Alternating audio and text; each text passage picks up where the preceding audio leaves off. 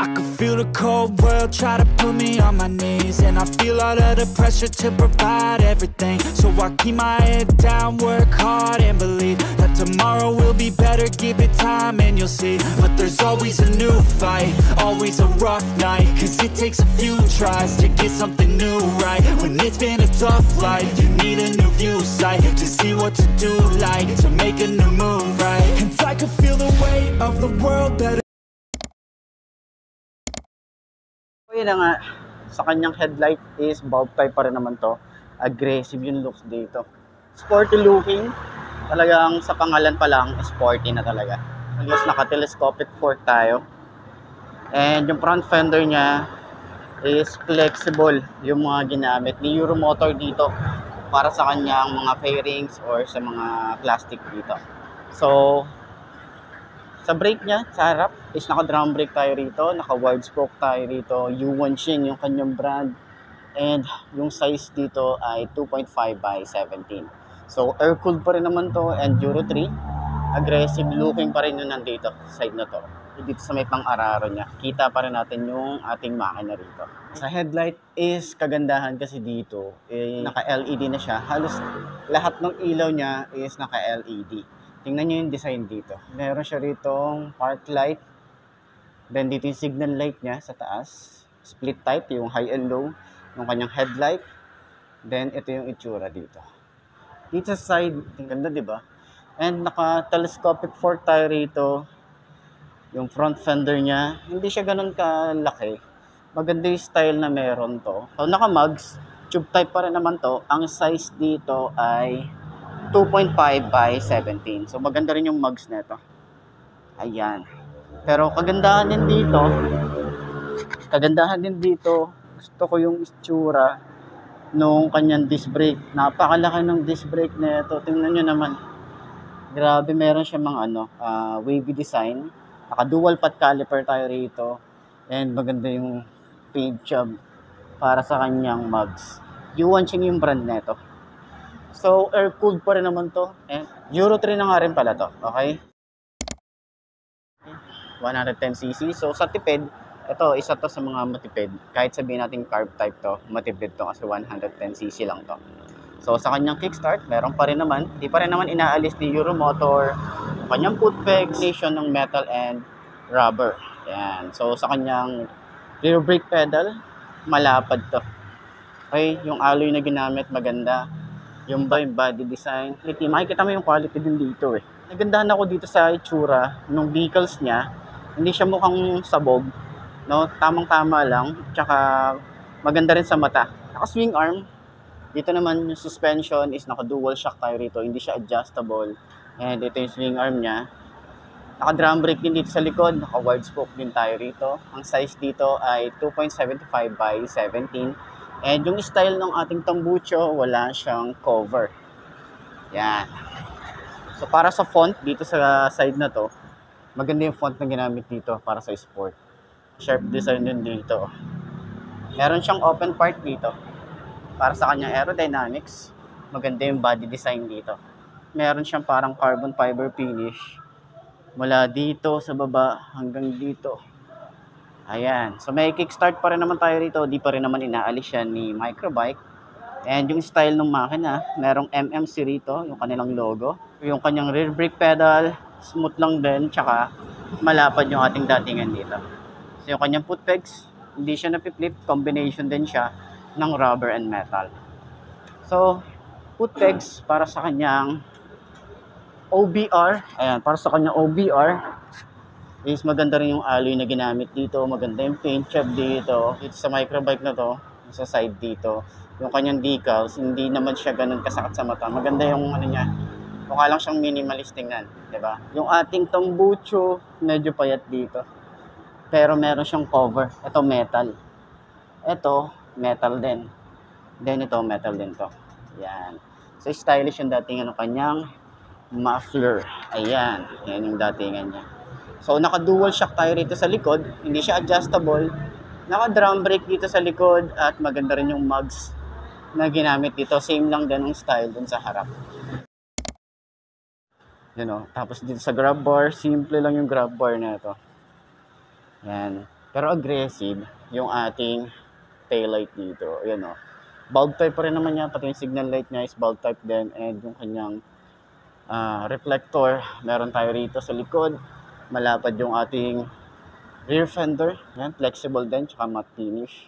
Kakaiba yung texture nung sa rear fender niya. Ito sa side, binubuksan yung ating upuan. Ayan, naka-open na yan. And meron tayo rito yung chain cover. Sa kanyang sprocket size is 38T. Then sa kanyang shifter is naka-dual head shifter tayo rito. Maganda rin yung style. Yung foot pegs niya is hindi rin siya napiflip. Combination ng rubber and metal. Side stand. Ang cute ng side stand nito. Sa upuan, ito naman tayo sa upuan. Malapad, makapal, malambot, sobrang lambot. Hanggang dito sa ating OBR, malambot yan. So, tube type pa rin naman to. Ang size dito sa likod ay 2.75 by 17. So, Yuanqing din yung kanyang brand. Sa kanyang grab bar, meron siyang parang binalot na rubber. Tapos mukha siyang carbon fiber finish yung datingan niya. Tsaka malaki eh. Malapad siya. And stylish din tsaka sa ating taillight. Ayan. So, dito naman sa likod is naka-bulb type tayo rito. Pati yung kanyang signal light is bulb type din. Meron tayong reflector. Malapad din. Rear fender. So, dito rin sa likod, binubuksan yung ating upuan. So, ito yung tsura ng susi niya. Stylish din yung susi niya. Medyo kakaiba yung design. Okay. So, meron din tayo rito chain cover. Ang size ng kanyang sprocket ay 38 yata ito. Ayan, 38. 38T.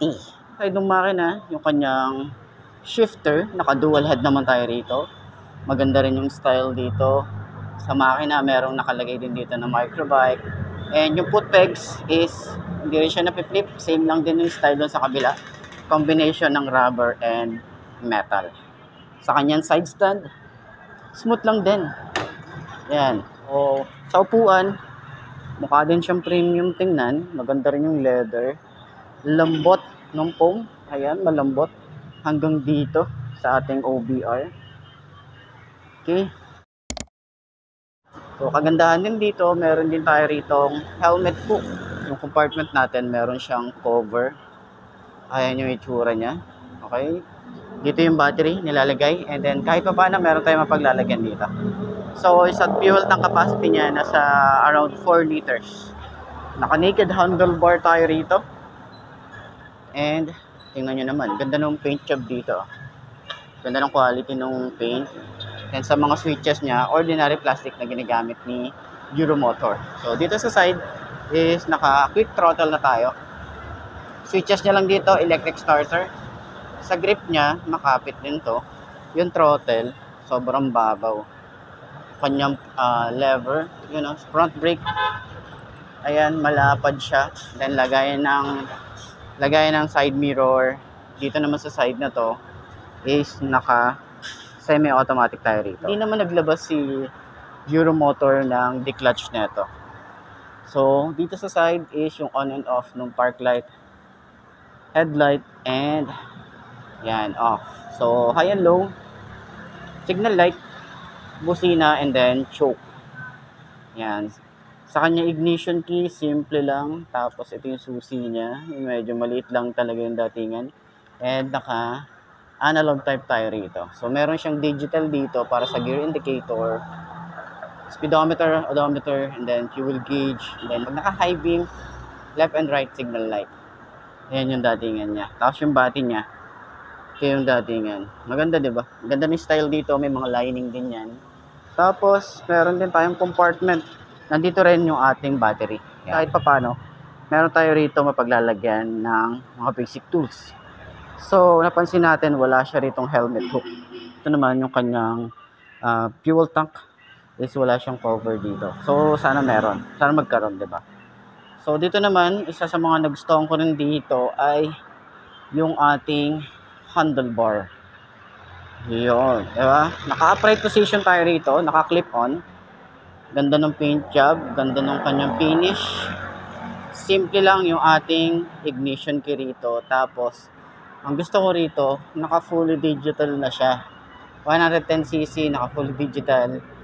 Astig, di ba? So, dito makikita natin dito ay signal light, RPM. Yan. Para hindi natin makikita yung pinaka-itsura. Okay. Pindutan din, no?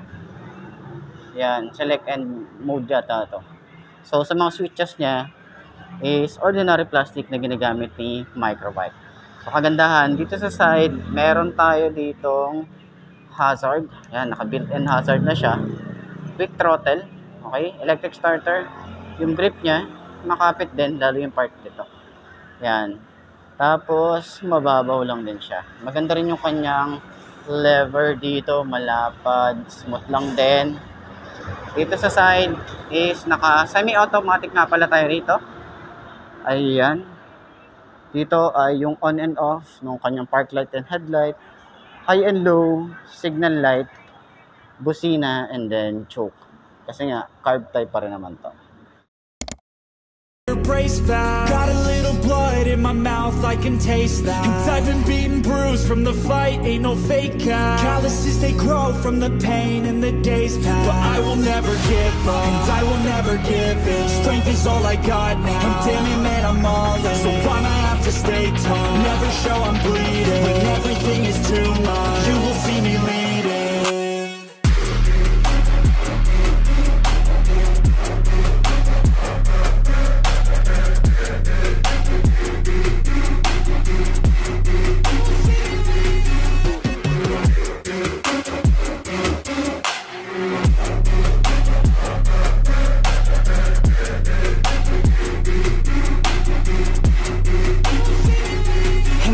Full of challenge, that's the only way to live.